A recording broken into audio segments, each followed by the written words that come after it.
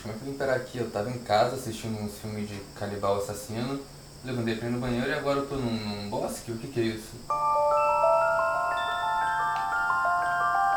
Alô? Alô, Osvaldo? Quantos filmes tem na franquia Pânico na Floresta? Depende, você considera... O que você considera como Pânico na Floresta?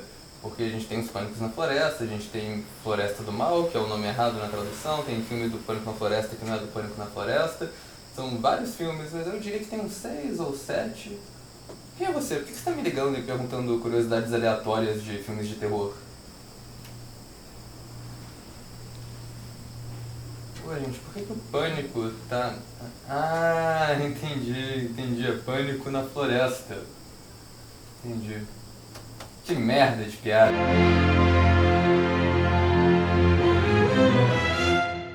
Pânico na Floresta. É isso? Acabaram as ideias, agora eu vou ter que começar a apelar pra esse tipo de tranqueira. Geralmente eu começo esses vídeos de retrospectiva falando um pouco da origem e de quão influente é cada franquia, mas com Pânico na Floresta, brother, essa vai ser difícil. Pânico na Floresta, na verdade, surgiu em 1519, quando Hernán Cortés desembarcou no território que atualmente é o México e foi convocado para uma reunião com o governo azteca. Mas chegando lá, algum engraçadinho decidiu batizar a bebida da social com a ayahuasca e o próprio Montezuma chapou e começou a improvisar uma história lá. E essa história era sobre um grupo de jovens que batem de carro. Sim, de carro. Os astecas eram surpreendentemente avançados pro século XVI. E eles acabam numa floresta no meio do nada sendo caçados por um grupo de caipiras incestuosos deformados. Bem, a história que Montezuma contou teve 5 continuações que não tinham muita continuidade nem foram muito bem pensadas. E no final Cortés já tava tão puto com esse troço todo que ele mandou matar todos os astecas. Essa história é real, ela aconteceu de verdade. O Sr. Presas estava lá, ele viu tudo e me contou. A versão alternativa disso é que um dia o prestigiado roteirista de Halloween 4, Retorno de Michael Myers, um homem de nome Alan B. McElroy, tava entediado em casa e pensou: porra, e se eu fizer um filme de caipira deformado assassino nas florestas da Virgínia Ocidental? E aí ele escreveu Wrong Turn, que foi traduzido como Pânico na Floresta aqui no Brasil. Essa versão é mais fiel à realidade, sem sombra de dúvidas, mas também é a versão mais sem graça e eu prefiro a minha. Enfim, Wrong Turn é uma franquia de filmes, o original foi lançado em 2003 e é uma mistura de Massacre da Serra Elétrica com A Bruxa de Blair, e não foi exatamente um grande sucesso quando lançou, mas deu certo o suficiente para gerar uma franquia que, apesar de ser uma franquia que não carrega um nome de peso como Halloween ou um Sexta-feira 13, acabou sendo uma das maiores representantes do slasher bagaceira dos anos 2000, com efeitos exagerados e um humor meio depravado. Foram 6 filmes da franquia Wrong Turn no total, com um 7º que talvez seja um reboot preparado para ser lançado em breve, e infelizmente Wrong Turn não tem nenhum outro material, não tem livro, não tem quadrinho, não tem jogo, nenhum Funko Pop eles têm. Olha que nego faz Funko Pop de qualquer merda hoje em dia. O que essa franquia tem de peculiar, na verdade, além dos próprios filmes, é que a tradução dela pro Brasil é uma zona. No geral ela é conhecida como Pânico na Floresta, mas nem todos os filmes do Wrong Turn têm esse título no Brasil, e nem todos os filmes chamados de Pânico na Floresta no Brasil são da franquia Wrong Turn. Até porque, convenhamos, Pânico na Floresta é um puta título genérico preguiçoso. Mas eu vou falando disso ao longo do vídeo. E o que vai acontecer nesse vídeo, vocês já sabem. Eu vou analisar todos os filmes da franquia Pânico na Floresta e dizer quais são os pontos positivos e negativos de cada um. Eu vou pedir pra vocês também se inscreverem no canal antes de começar a falar dos filmes, então se inscrevam aí embaixo. E claro, esse vídeo vai ter spoilers, como de costume, então considerem-se avisados. E vamos nessa. Pânico na Floresta, dirigido por Rob Schmidt. A história do primeiro Pânico na Floresta é sobre um cara que tá passando de carro em uma estrada isolada no meio de uma floresta, provavelmente pensando: nossa, esse seria um cenário ideal pra um filme de terror, ainda bem que eu tô sozinho aqui nesse carro, porque se fosse um grupo de jovens a gente tava lascado. E aí ele bate o carro dele em outro carro que pertence a, quem diria, um grupo de jovens indo viajar no meio da floresta. E aí eles são caçados por uma família de caipiras canibais deformados. Na falta de um termo melhor pra definir eles, acho que é o jeito mais correto. Pontos positivos! Se alguém conheceu essa franquia por qualquer uma das continuações, vai ficar bem surpreso quando vier pro primeiro filme e descobrir que não só ele se leva a sério, como ele é um filme bem tenso até. Tem bastante suspense na direção e no roteiro, os personagens demoram um pouco pra descobrir que tem algo errado acontecendo, e tem toda aquela cena deles na casa dos assassinos, que é bem tensa, bem Massacre da Serra Elétrica. A cena inicial do filme é bem esperta em esconder os assassinos, e eles na real nem aparecem tanto assim no filme, quando eles aparecem é muito rápido. Eu inclusive acho que o filme podia até mostrar um pouco mais deles. Eu gosto da ideia do filme, que é praticamente magicamente tirar o massacre da serra elétrica de dentro da casa e jogar pro meio do mato. O roteiro é bem direto ao ponto e tem um ritmo bom. Ele mantém a ideia simples e isso funciona mais do que tentar fazer muita palhaçada, como vamos ver mais adiante. Eu gosto que esse filme tem várias ideias e cenários diferentes. Tem a clareira cheia de carro abandonado, tem a casa velha dos assassinos e a torre de guarda florestal. Tem sempre algo diferente acontecendo, não é igual aqueles filmes B que se passam todo em uma floresta porque era o cenário mais próximo e mais de graça que a produção arranjou, como veremos mais pra frente. O roteiro sabe que é um slasher estúpido e eu tô de boa com isso. Tem os personagens caricatos de sempre, tipo o casal mala ou o casal apaixonado, mas eles são bem escritos o suficiente pra você gostar deles. E às vezes parece que ele até dá umas pontadas em alguns clichês de slasher, tipo quando os personagens abrem a porta do carro, veem um corpo ali e entram no carro mesmo assim porque o carro tá funcionando. E claro, eu gosto dos vilões. Os três são bem distintos. O Three Finger, que é interpretado pelo veterano do terror Julian Richings, ficou o mais conhecido dos três e meio que virou a cara da franquia, mas eu acho que todos eles têm um visual bom. E isso também porque os efeitos de maquiagem são muito bons. E não é à toa, já que eles são feitos pelo estúdio do Stan Winston, que é um mestre dos efeitos especiais. E claro, tem o gore. Esse filme não é tão brutal ou sangrento assim, isso é uma característica marcante da franquia que veio mais com as continuações. As mortes aqui são mais rápidas e mais certeiras, mas ainda assim os efeitos de sangue são ótimos. Pontos negativos. Eu não acho os protagonistas tão interessantes assim. Eram os anos 2000, parece que todo personagem principal tinha que ser gótico de visual ou gótico de alma, porque é sempre uma galera bolada e soturna. O casal figura cômica tem muito mais personalidade e é muito mais fácil gostar deles do que da Faith do Buffy Caça-Vampiros interpretando a Faith do Buffy Caça-Vampiros. Por que os caipiras capturam a protagonista viva no final, mas o resto dos personagens eles matam na hora? Eles sabiam quem que eles têm que matar? Eles leram o roteiro? Eu não sei, mas eu acho que o óculos escuro do amigo babaca merece ser um ponto negativo por si só, porque isso me ofende. Mas isso é tudo reclamação pequena. O que eu realmente acho muito estúpido nesse filme é a cena que acontece no meio dos créditos, que um policial chega lá pra investigar a cabana dos caipira e é atacado pelo Three Finger. A cena em si é ok, o problema é todo o contexto. Vamos recapitular o que deve ter acontecido nesse final de filme aqui. Os dois personagens sobreviventes, todos fudidos, supostamente matam os três caipira, sobem no caminhão deles e vão pra cidade mais próxima. E aí tu já imagina esse camburão do assassinato parando na frente da delegacia, desce dois jovens com um estresse pós-traumático coberto de sangue, entra lá, vira pro xerife e fala: seguinte, brother, a gente tava na floresta e tinha três malucos lá matando gente e comendo. Muita gente, tá ligado? Os caras tão fazendo isso faz anos. Tem um verdadeiro cemitério com uns 50 Ford velho lá. Os caras deixam Jeffrey Dahmer no chinelo. Mataram nossos amigos, mataram até o policial que vocês já mandaram lá pra verificar. E a gente não sabe se eles estão mortos ou não, brother. Melhor chamar o exército, a guarda costeira, a polícia montada. Só sei que os caras são perigosos, brother. E aí o xerife escutou isso, olhou pra eles e falou: beleza, manda o Jorge. E aí vai um policial sozinho, de noite, pra verificar essa porra. Eu não aceito. Bem, acho que a gente pode dizer que o primeiro Pânico na Floresta não é exatamente um clássico e nem um filme tão inventivo assim, mas é um slasher bem divertido e é um filme decente.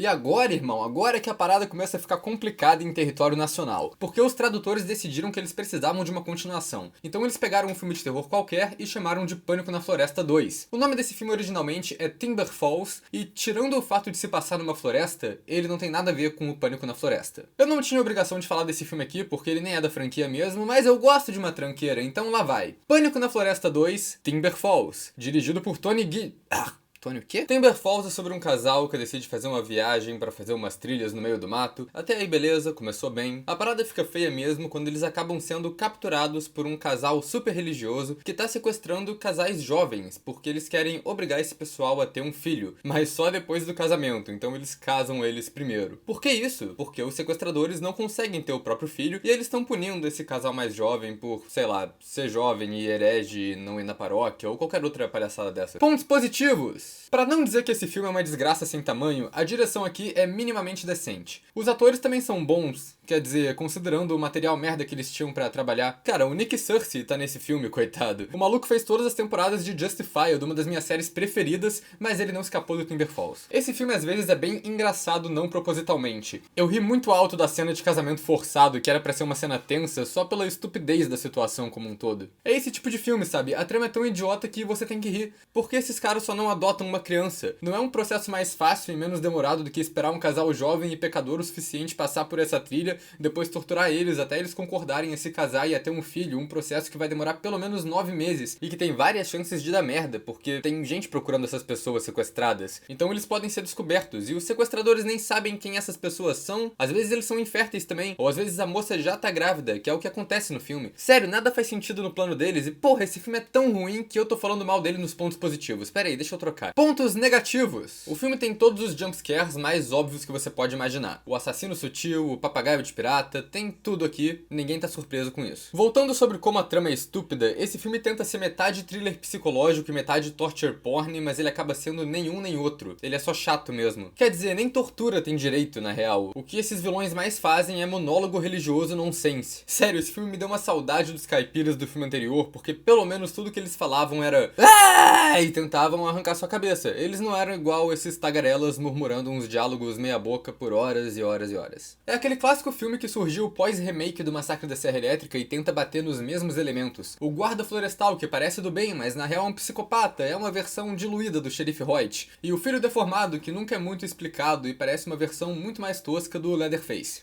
E pior que os protagonistas são muito ruins também. Eles não só são meio babacas no começo, como eles são aqueles clássicos personagens burros de filmes de terror. Se jogam em armadilha, ficam fazendo hora na casa dos assassinos, não dá pra defender. O momento de maior inteligência do protagonista é também um dos pontos mais constrangedores do roteiro. O que acontece é o seguinte, se liguem. Nosso querido protagonista acorda na casa dessa mulher e ela chama ele de Michael. Esse é o nome dele, só que na verdade todo mundo chama ele de Mike. Então ele deduz que a mulher roubou a identidade dele porque ela nunca escutou ninguém chamando ele de Michael e aparentemente esse é o único jeito dela saber o nome real dele. Isso não faz nem sentido, porque Mike é naturalmente um apelido de Michael. Se os amigos dele chamassem ele de Mike, mas o nome de verdade dele fosse, sei lá, Vanderlei, e a mulher acertasse esse nome, beleza, tem alguma coisa errada aí, mas do jeito que tá no filme é só a dedução óbvia. Aliás, esse esquema de trilha que o casal vai fazer é bem organizado e bem turístico até pra quantidade de merda que acontece nele. Eu consigo imaginar as reviews no TripAdvisor. Muito bonito lugar, vista legal, fomos assediados por 3 caçadores no meio da trilha, obrigados a comprar corote feito em casa e depois sequestrados por um guarda florestal que torturou a gente por 4 dias.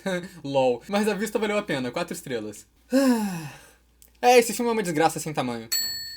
E naturalmente, depois que essa bomba foi lançada aqui como Pânico na Floresta 2, no mesmo ano saiu o Wrong Turn 2, a continuação de verdade. E o que os tradutores fizeram foi falar, ninguém liga pra esses filmes, e lançaram o Wrong Turn 2 como um filme separado chamado Floresta do Mal. Posteriormente, depois que a cagada já estava feita, o Wrong Turn 2 tomou o título merecido por nascença dele, e atualmente é conhecido como Pânico na Floresta 2, Floresta do Mal, dirigido por Joe Lynch. A trama do Wrong Turn 2 não é nada menos do que genial. Uma equipe de produção vai gravar um reality show no meio da floresta e o tema do reality show é a sobrevivência no apocalipse. Eles chamam o seu elenco costumeiro para esse tipo de produção. O problema é que no meio dos jogos eles são atacados por uma família de caipiras assassinos canibais e agora eles têm que sobreviver de verdade. Pontos positivos. Efeitos práticos. Esse foi o filme que estabeleceu a característica recorrente da franquia de ter mortes elaboradas com efeitos grotescos e tem várias cenas ótimas aqui. A maquiagem dos caipiras mutantes aqui é decente. Quer dizer, eu prefiro os do primeiro filme. Acho que eles aqui estão bem feios e um pouco genéricos, mas acho que esse talvez fosse o propósito. Eu gosto da ideia de um slasher que acontece no meio do reality show sobre sobrevivência, e isso é bem aproveitado. Os personagens têm que completar uns desafios e não sabem o que é parte do jogo e o que não é. Nesse filme eles detalham mais um pouco sobre os vilões e explicam que não é só o incesto que deixa eles desse jeito, mas que a região tem um histórico de contaminação de produtos químicos por causa de uma fábrica próxima. Não é muito expositivo, mas eu gosto que eles colocam essa explicação. E o roteiro é bem feito e cheio de detalhes. Vários elementos são apresentados no começo e acabam sendo relevantes ao longo da trama. E o roteiro é autoconsciente, ele sabe que é uma trecheira e ele se orgulha disso. Então tem muito humor tosco e proposital aqui. Tem toda a primeira cena que faz piada com essa atriz, que é uma participante do American Idol interpretando ela mesma. Tem as cenas de interação da família canibal que são todas bem peculiares. Quer dizer, esse filme tem uma cena onde a irmã caipira encontra o irmão caipira se masturbando olhando pra mulher, fica com ciúmes, dá um esporro nele, mata a mulher, rouba o escalpo dela pra transar com o irmão vestindo o cabelo da mulher. Se os irmãos Lumière estivessem vivos hoje e assistissem isso, eles iam chorar de emoção e falar, é pra isso que eu inventei o cinema. Eu gosto bastante dos personagens desse filme, acho que talvez o Dale Murphy seja o melhor personagem da franquia. Ele é o apresentador do reality, que é um coronel do exército e é interpretado pelo Henry Rollins, da banda Black Flag. Acho que de todos os filmes ele é o personagem que mais equilibrou o jogo contra os assassinos. Mas o resto dos personagens é bom também. Eu gosto que cada um tem a sua apresentação no estilo reality reality show, e eles são bem estereotipados, mas tem algumas surpresas ali.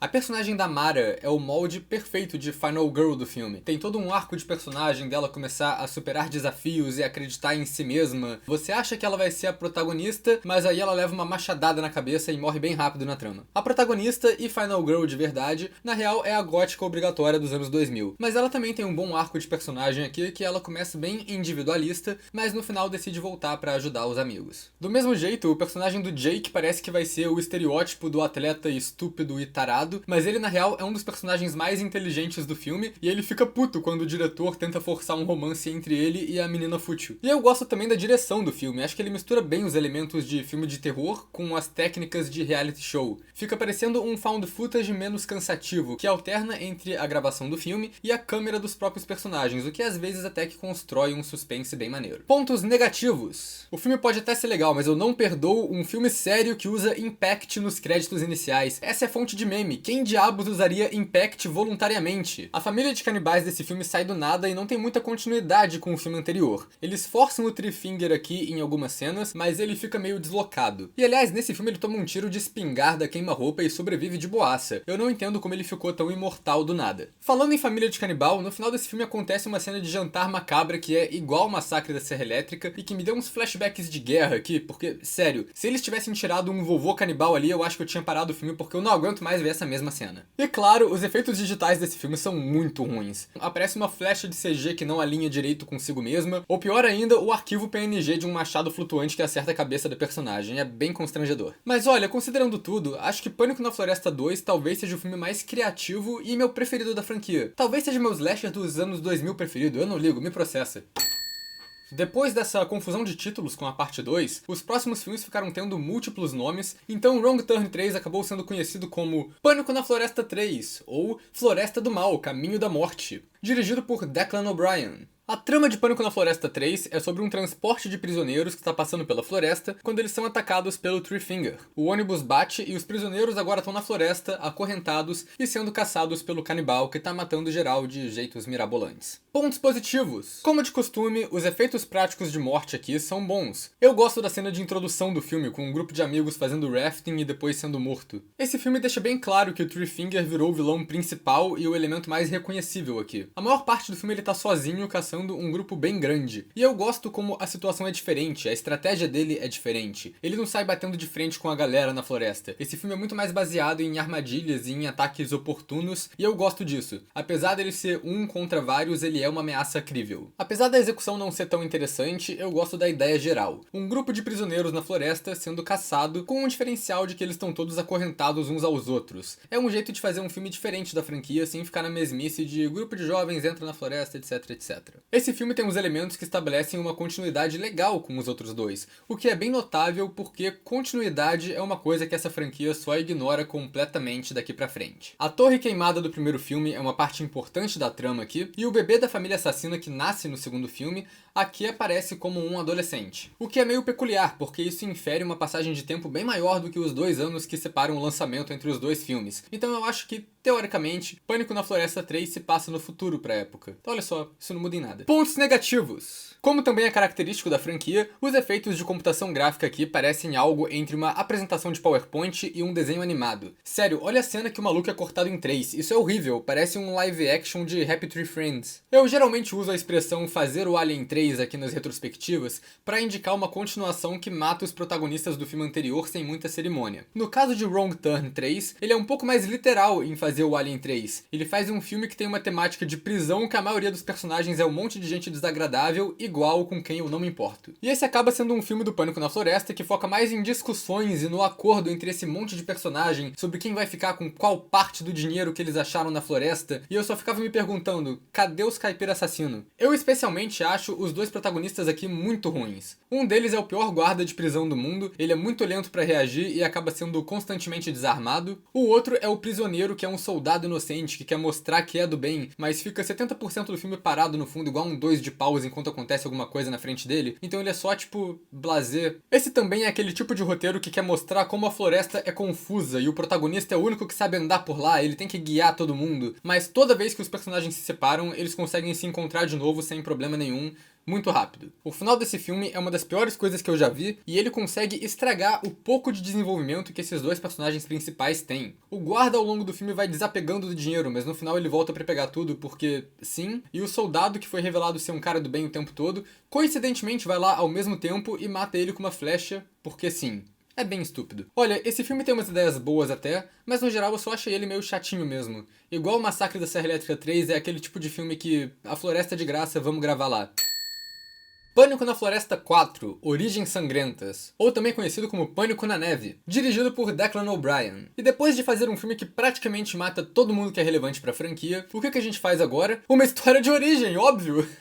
Então esse filme é sobre um grupo de amigos que decide passar um tempo numa cabine das montanhas, no meio da neve, só que eles erram o caminho e acabam tendo que passar a noite nesse hospital psiquiátrico abandonado. Mas esse hospital não tá tão abandonado assim, já tem uns habitantes nele, e são os 3 irmãos do primeiro filme, que são conhecidos aqui como os Hillikers. E os Hillikers procedem em matar absolutamente todo mundo desse grupo enorme de gente, afinal isso é uma história de origem, né? Pontos positivos. Efeitos práticos grotescos, de novo. Na verdade eu acho que esse filme é o que tem menos efeitos práticos, mas pelo menos tem umas mortes um pouco inventivas. De novo, ele faz um diferencial legal pra franquia, pra essa trama do grupo de jovens, que é se passar em um lugar fechado no meio do inverno com uma nevasca pesada. Os filmes do Pânico na Floresta podem não ser muito bons, mas pelo menos cada um deles tem uma identidade bem única. Provando que até mesmo um relógio parado tá certo 2 vezes ao dia, o Declan O'Brien tem uns momentos bons na direção aqui. Tem um plano longo que mostra todos os personagens acordando e andando de um lado pro outro do hospital, que é bem coordenado e estabelece bem o lugar. E tem uns planos de terror que funcionam um pouco também.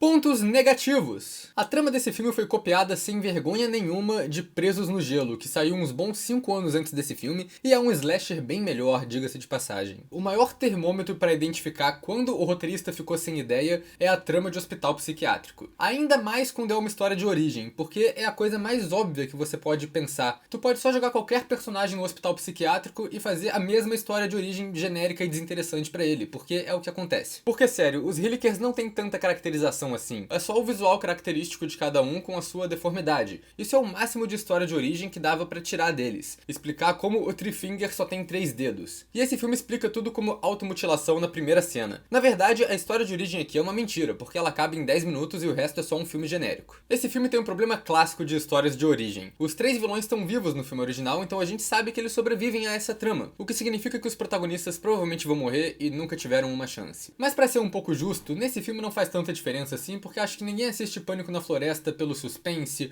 ou pra se surpreender pela trama. O pessoal assiste Pânico na Floresta pra ver 2 pessoas sendo decapitadas ao mesmo tempo enquanto andam numa moto de neve. E isso acontece aqui. O maior desafio desse filme pra mim foi diferenciar os personagens, porque, brother, tem um grupo enorme de 9 pessoas que é apresentado ao mesmo tempo e todos têm caracterizações parecidas, figurinos parecidos, e eu não tinha ideia de quem era quem. Eu já não sou muito bom de fisionomia, mas sério, tem 2 caras babacas que usam o mesmo tipo de cabelo e eu demorei quase o filme todo pra conseguir diferenciar umas 3 mulheres que eu achava que era o mesmo personagem. E os personagens são tão ruins que esse é o tipo de filme que você torce pros caipiras assassinos mesmo. O menos pior do grupo é o cara prudente, que dá umas ideias certas e é cauteloso, mas é claro, geral caga na cabeça dele o tempo todo. Todo mundo aqui é irritante e eles constantemente entram em umas discussões muito estúpidas. Tem um amigo dele sendo torturado na sala do lado e eles estão lá. Ah, vamos votar, gente. Quem quer ajudar o Jorge, levanta a mão. Porra, gente, com amigos assim, quem precisa de caipira assassino? E essa trama tem o que talvez seja uma das piores protagonistas da história. Ela não faz nada por 80% da trama pra chegar no final e fazer uma das cenas mais idiotas na história de cenas idiotas. O grupo faz um plano e consegue encurralar os 3 caipira assassinos que acabaram de matar metade do grupo de amigos deles, e o cara tá lá pronto pra matar os 3 caipira quando esse imbecil falou alguma coisa do tipo: não podemos matar eles, ou seremos igual a eles. E o resto do grupo aparentemente concorda e deixa quieto e deixa os malucos vivos, o que tipo, todo mundo teve um aneurisma cerebral coletivo, o que aconteceu ali? Essa cena na real é tão estúpida que foi só quando chegou nela que eu percebi que eu já tinha assistido esse filme antes, mas eu tinha esquecido de tudo o que acontece nele. Só que essa cena, cara,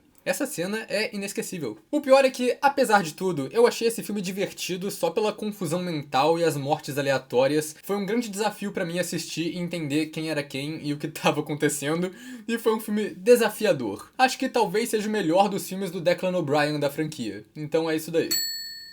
Pânico na Floresta 5, dirigido por Declan O'Brien, porque em time que tá perdendo não se mexe. Nesse fundo de poço chamado de filme, a trama é sobre um grupo de amigos que vai pra uma cidade pequena onde tá rolando um festival de música. Chegando lá, eles são atacados pelo Doug Bradley, que tá puto porque substituíram ele como Pinhead no Hellraiser Revelations. A xerife aparece e taca todo mundo em cana. O problema é que o Doug Bradley é amigo dos canibal assassino e agora os Hillikers estão aterrorizando o pessoal que tá na delegacia porque eles querem soltar o Doug Bradley. Esse filme ainda é uma história de origem, então, de novo, tu sabe que os Hillikers vão matar geral sem problema nenhum. Pontos positivos. O Doug Bradley, talvez? Não que ele seja um exemplo de atuação nesse filme, mas pelo menos é legal ver um rosto conhecido no meio dessa merda. E tem uma cena que ele chama os 3 Hillikers de Pinheads, então dá pra tirar uma risada de leve, mas não muito sincera porque não foi tão engraçado assim. Pelo menos no pior momento da franquia, eles continuam fazendo bem o que eles fazem bem, que são mortes absurdas. A cena inicial com a repórter é ok, e a cena que os Hillikers matam os 2 caras presos no campo de futebol com o removedor de neve lá, é uma cena grotesca que é muito boa. Pontos negativos. Ok, depois de Hospital Psiquiátrico, qual é a ideia batida de continuação slasher que dá pra pôr na franquia? É gente aleatória vestida igual o vilão, claro. Todo o conceito do festival Mountain Man é uma zona nesse filme. Do tipo, isso é uma prequel, certo?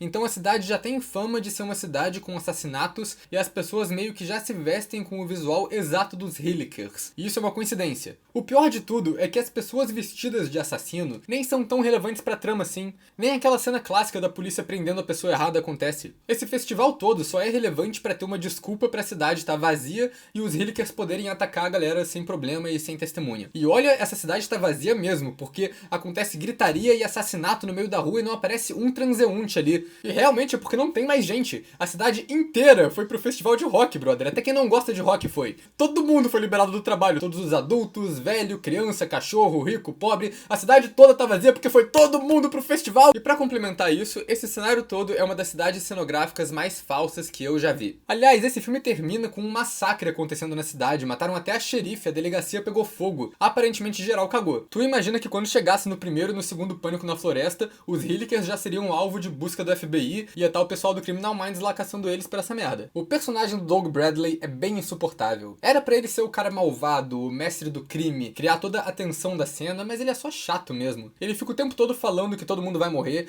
e só parece que ele sabe que tem carta branca porque ele tá numa história de origem. Todo o personagem dele parece ser, de novo, uma tentativa de replicar o Arlie Ermey no Massacre da Serra Elétrica. Só que o Xerife Hoyt era um personagem imprevisível, ameaçador e carismático. O Doug Bradley nesse filme só parece entediado mesmo. Tecnicamente, o personagem dele é pra ser o mesmo que o velho desdentado do primeiro filme. Então em algum momento ali deu um ruim na aparência do moço. E o filme não tem muita tensão. São só umas cenas de morte aleatórias e tem vários momentos que ele só parece um Jogos Mortais ruim. Principalmente na cena final, que o Doug Bradley prende a xerife numa armadilha sem escapatória pra ela se matar. E claro, a trama não faz sentido nenhum. Os Hillikers têm um super poder de saber onde todo mundo tá em qualquer momento da trama. Eles cortam a luz da cidade, explodindo um gerador da companhia elétrica, mas a luz do festival de rock que tá acontecendo do lado não cai. Tem uma cena enorme da xerife pedindo ajuda por rádio e quem atende é um maconheiro jogador de LoL que não acredita nela e essa cena não serve pra nada. Mas acho que o pior de tudo é que os Hillikers nesse filme só não parecem uma ameaça crível mais. É o extremo oposto do terceiro filme, que o Three Finger sozinho parecia estar no controle da situação. Nesse filme, são os 3 Hillikers com umas facas tentando invadir um lugar que tem 4 pessoas com escopeta. Se os personagens não fossem horrivelmente burros, eles estariam bem de boa. Aliás, isso é um problema também, porque os Hillikers nesse filme sofreram um belo downgrade. Até o filme 4 eles eram peculiares, mas eram inteligentes, bolavam armadilhas complicadas e uns planos maneiros pra matar as pessoas. Nesse filme, eles estão muito mais burros e levam o esporro do Doug Bradley o tempo todo.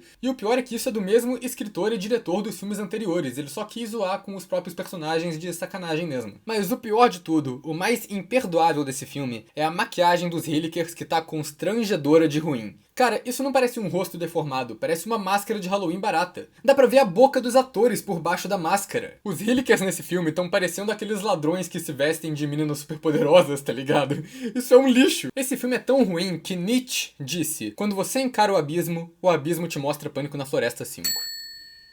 Pânico na Floresta 6, dirigido por Valery Milev. Me leva embora daqui, porque eu não quero mais ver esses filmes. Continuando a tradição de fazer tramas óbvias de terror, o filme 6 é sobre esse cara. E esse cara recebe uma herança de um parente que ele nunca ouviu falar, então agora ele é dono de um hotel chique no meio da floresta, que é comandado por uma parte da família Hilliker. Esse cara, então, vai visitar o hotel com o grupo de amigos da cidade, mas os Hillikers matam todo mundo e revelam que esse cara é um Hilliker perdido. Então ele abraça as origens e vira um canibal assassino incestuoso também. Pontos positivos! Esse é um filme do Pânico na Floresta que se passa quase o tempo todo numa floresta. É mais do que dá pra dizer dos últimos dois. De novo, efeitos práticos de gore, e nesse filme eles são caprichados. Acho que é o melhor nesse quesito desde o segundo. Tem uma cena que é um diálogo do cara do hotel explicando sobre caça pra esse cara, intercalando com uma cena dos Hillikers caçando o xerife local na floresta, e as cenas conversam as táticas de caça que os Hillikers estão fazendo com o que o cara do hotel tá explicando. Essa cena é tão bem feita que eu achei que tinha trocado de filme sem querer na metade. Pontos negativos. De onde exatamente saiu esse hotel Hobbs Springs? Quer dizer, a família Hilliker por acaso tinha um hotelzão na floresta esse tempo todo e a gente que não viu? Esse filme todo me cheira a roteiro não relacionado que foi transformado num filme de Wrong Turn. Não tem nada confirmado, essa informação não existe na internet, mas eu já vi Hellraiser o suficiente pra conseguir identificar um desses por instinto. E claro, essa trama de hotel nem faz sentido. É o mesmo problema de sempre. Se tem uma floresta com um hotel e os hóspedes sempre desaparecem por causa de uma família de assassinos, como ninguém investigou essa porra ainda? Daria até pra dizer, a velha que eles matam lá foi uma exceção, foi a primeira vez, mas olha a quantidade de gente desaparecida na região que aparece nesse quadro. Pra variar, os personagens desse filme são todos horríveis. Começando pelos irmãos caipiras bonitos donos do hotel que não tem nada a ver com a franquia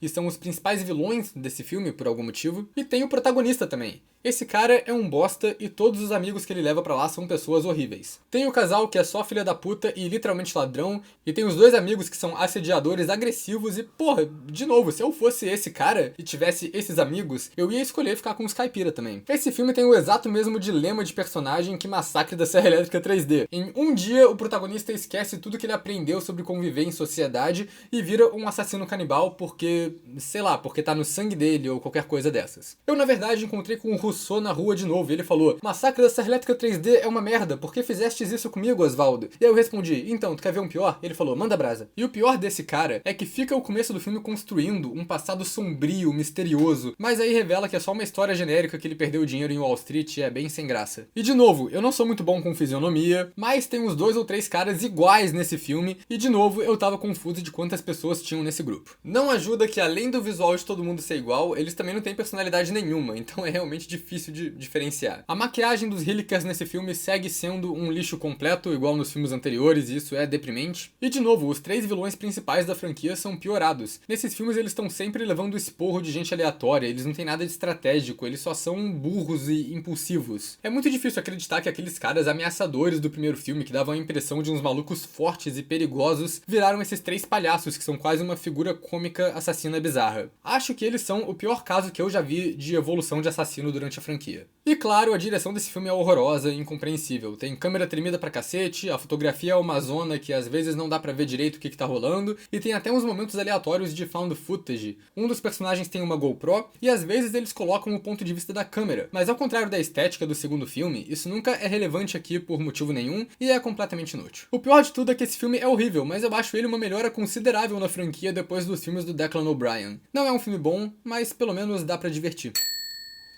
E é isso que é a franquia Wrong Turn / Pânico na Floresta. Não acho que seja uma franquia clássica, os melhores filmes são os primeiros, obviamente, mas não chega a ser nada muito mirabolante, são só uns slashers bem divertidos que às vezes brincam um pouco com o gênero e com os clichês. Minha recomendação são os 2 primeiros filmes mesmo. Eles são os que têm os melhores efeitos, os melhores personagens e as melhores mortes, que é o que tu pode pedir de um filme slasher moderno. O resto é tudo dispensável e dá pra ver só um compilado de cenas no YouTube que você já viu tudo que tem de interessante no filme. Mas tendo dito isso, acho que é uma franquia que tem bastante potencial ainda. E vai ter um filme novo lançado em breve, então talvez venha algo decente por aí. Mas também não dá pra esperar muito porque a própria premissa disso já é uma trecheira violenta. Então é isso, pessoal, obrigado por assistir o vídeo e até a próxima.